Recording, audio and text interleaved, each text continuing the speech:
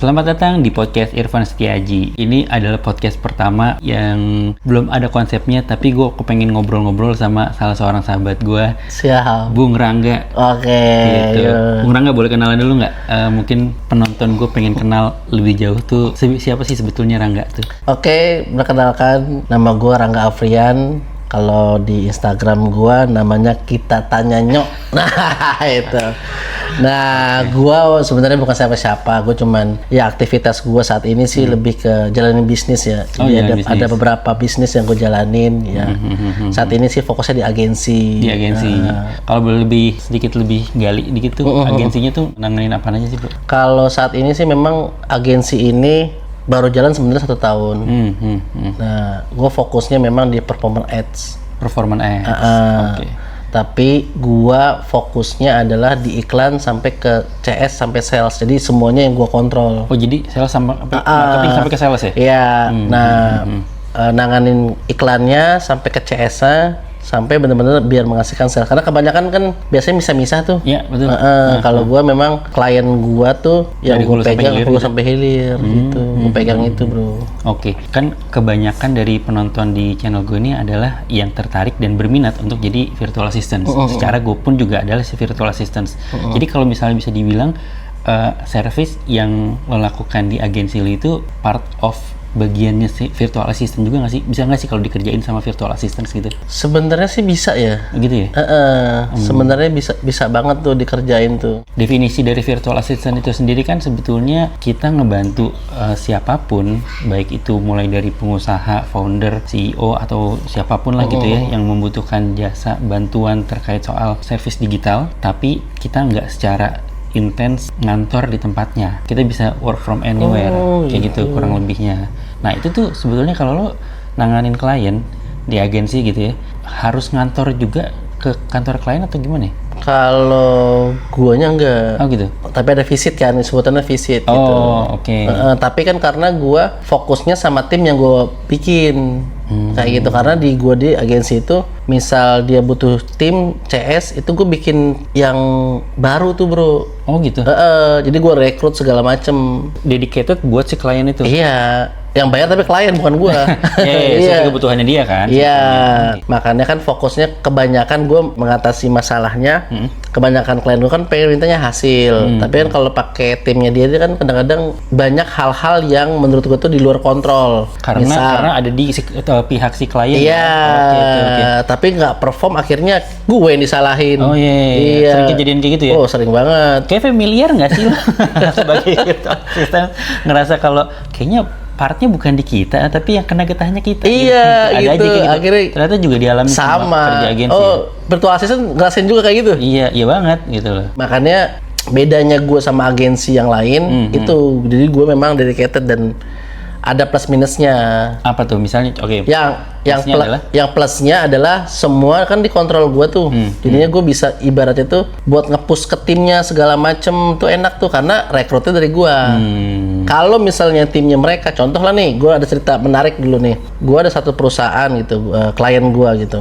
Terus gue tugas kewenangan di sales, di marketing lah kayak gitu. Nah, strateginya, funnelnya udah gue susun tuh. Berarti kan udah tulis tuh bagian KOL ngapain, bagian ads-nya ngapain, itu udah gue susun semua untuk dia eksekusi gitu. Tapi pada saat eksekusinya melempem banget, nggak jalan. Karena tadi budaya cara mainnya kan berbeda, budayanya berbeda, ritme kerjanya berbeda. Karena pasti setiap pemimpin itu punya ritme kerjanya masing-masing tuh. Yang berpengaruh sama kebawahannya gitu. Iya. Sama cara kerja timnya. Betul. Akhirnya nggak sesuai. Itu yang pertama. Yang kedua, klien gua ini memang pada saat itu kan dia jasa juga.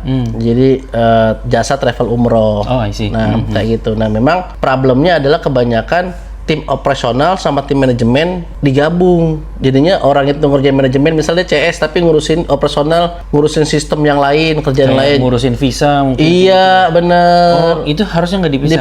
Harusnya dipisah. Harusnya dipisah justru. Ini malah digabung. Akhirnya ketika akhir bulan nggak perform, banyak yang nggak tereksekusi. Itu yang pertama. walaupun tereksekusi ala kadar yang penting gue selesai gitu. Nah itu tuh yang penting gue ngerjain selesai. Oke. Ini budaya yang penting selesai itu ternyata nggak cuman ini ya, nggak cuman sisi gelap dari pekerja remote yang penting deliver aja dulu. Ternyata itu nggak cuma di kita doang, ada juga di agensi juga atau maksudnya di corporate sana gitu ya. Oh iya, itu kayaknya budaya orang kita semua. Yang penting selesai. Yang penting bapak senang, saya puas apa gimana? Senang, asal bapak senang. Iya, asal bapak senang gitu kan, memang budaya kita gitu ya kan. Iya, memang di pemerintahan kan juga begitu. Aduh. Udah kamu pemerintahan kenapa jadi ke sini? Berat bener. Tapi ketika pas lagi itu nggak berjalan, lo evaluasi bilang ke ke owner dari perusahaannya itu bahwa ini harus ada di bawah gue nih gitu. Iya, jadi gue bilang kan ibaratnya gue kasih feedback sama dia segala macem. Ya kita brainstorming lagi, makanya kan ngobrol. Pasti dia nanya solusinya gimana. Ya solusinya kalau mau dipisahin timnya gitu. Supaya strateginya jalan. Strategi jalan yang pertama minimal apa dulu nih yang bisa kita darurat banget yang jadi mendatangkan sales paling baik kayak gitu. Oh kayaknya di tim advertisernya aja kayak gitu. Yaudah tim advertisernya rekrut dari ulang gitu. Oh gitu. Yang udah ada di take out atau gimana? Biasa gitu, si pecat. Makanya wah ngeri juga nih agensi tapi rasa CEO. Kayak gitu.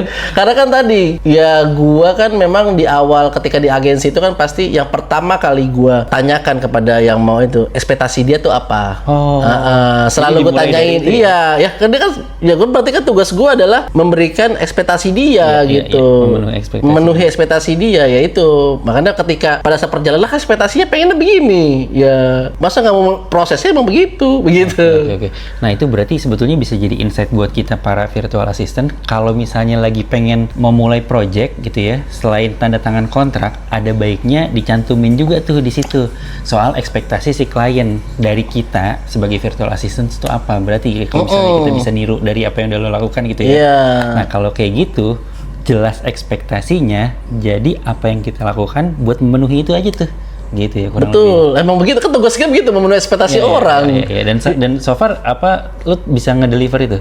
Iya, alhamdulillah sih bisa. Alhamdulillah. Kalau misalnya gini, ekspektasinya ketinggian. Oh, misalnya ekspektasinya gue nggak bisa mendeliver itu gitu. Atau tapi gue komunikasiin biasanya. Oh, kalau mau kayak gini kita bisa, tapi tugas dan kewenangan kita di sini itu sebatas apa? Karena terus jelas juga. Makanya yang pertama yang harus gue clearin adalah ekspektasi sama tugas dan kewenangan.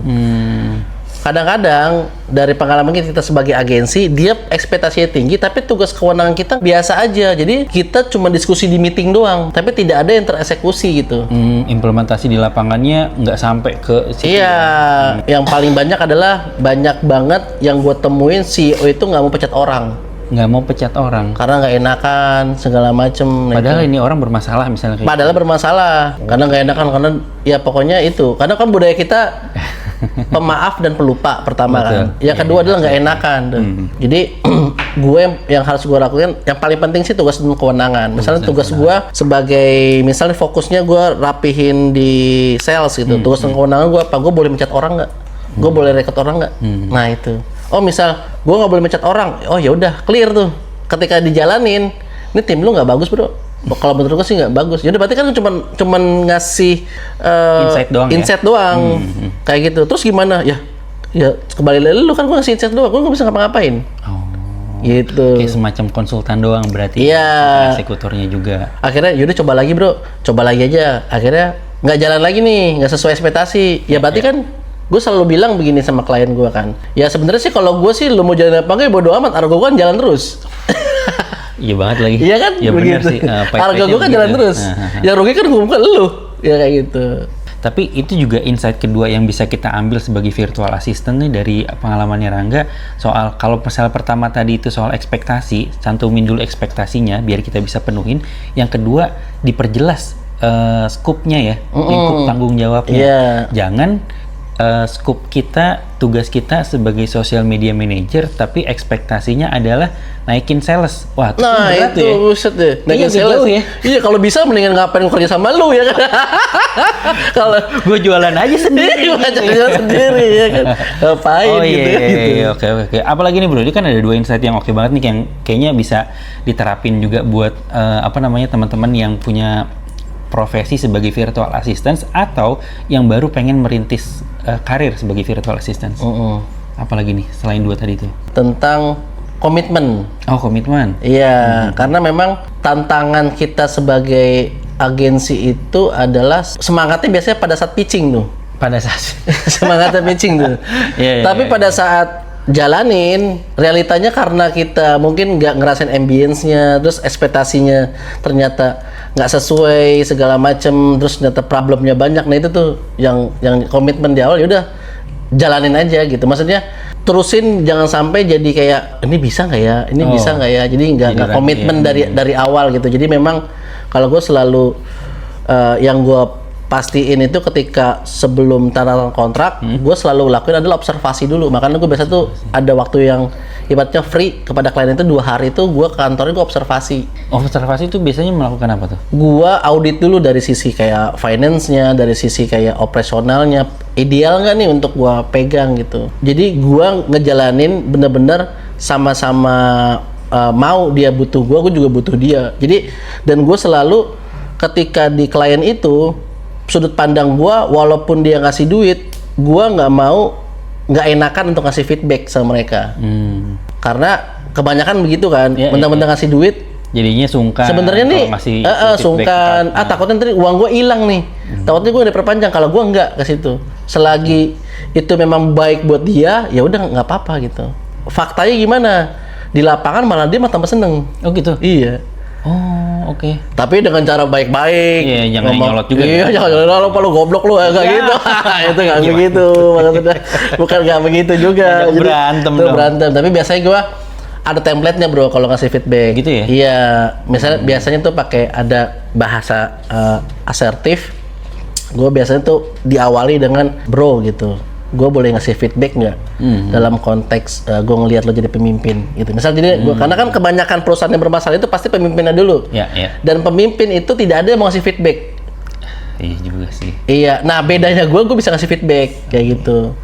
Oke. Akhirnya ketika dia bilang boleh bro, ya kalau saya sih melihat merasa antum itu kurang serius untuk jalanin bisnis ini. Terus gue ngelihat juga dan merasa ketika ada problem apa-apa langsung marah-marah di grup segala macam. Kan biasa begitu reaktif tuh. Gitu. Nah, memang itu bagus, tapi kan kalau memang ada personal sama satu orang lebih baik japri, jangan di grup. Idealnya gitu. Akhirnya gue rubah. Oh iya bro, itu orang yang tadinya semangat jadinya was-was, itu kan turun, jadi ritme kerjanya jadinya nggak sesuai kayak gitu. Dan juga ngasih feedbacknya ke ke atasannya itu dilakukan secara private tentunya ya. Iya, private. Biasanya itu pertemuan setiap minggu. Dan dia juga welcome boleh ngasih feedback ke kita. Jadinya kita benar-benar bertumbuh bersama gitu. Gitu. Bertumbuh bersama. Kayak jargon yang agak familiar tuh sama beberapa waktu belakangan. Gitu. Nah, berarti kalau gitu ada insight ketiga nih yang kira-kira bisa juga diambil dan diterapkan kita sebagai virtual assistant dari ceritanya Rangga, yaitu yang poin ketiga adalah posisikan diri kita tuh sejajar sama klien gitu. Klien boleh ngasih duit ke kita, boleh nge-hire kita, tapi posisinya karena kita sebagai partner, sebagai sejajar gitu ya sama dia, kita ngasih feedback demi bisa mencapai ekspektasi yang tadi tuh yang poin nomor 1 gitu. Bener. Ya. Oh oke. Itu tadi 3 insight yang oke banget tuh kayaknya buat perkembangan karirnya gua secara pribadi sebagai virtual assistant, dan juga mungkin teman-teman yang lagi nonton podcast ini nih kurang lebih. Ada nggak bro kira-kira yang kalau dulu dari sudut pandang ya pemilik bisnis kan sebenarnya gitu ya, kalau misalnya ada tim atau ada orang yang ngebantuin lo secara remote gitu ya sebagai virtual assistant, kira-kira lo mau ngasih masukan atau ngasih insight atau ngasih ekspektasi lo terhadap itu apa itu? 3 hal itu udah clear di awal, kayaknya enjoy deh jalanin. Oke, itu tadi insight yang udah dikasih sama Rangga sebagai pemilik bisnis, sebagai business owner gitu ya, para virtual assistant yang bisa banget juga kita terapin untuk meningkatkan karir kita. Oke, sampai ketemu lagi di episode berikutnya. Sampai ketemu dan Assalamualaikum warahmatullahi wabarakatuh. Waalaikumsalam warahmatullahi wabarakatuh. Thank you bro. Thank you bro.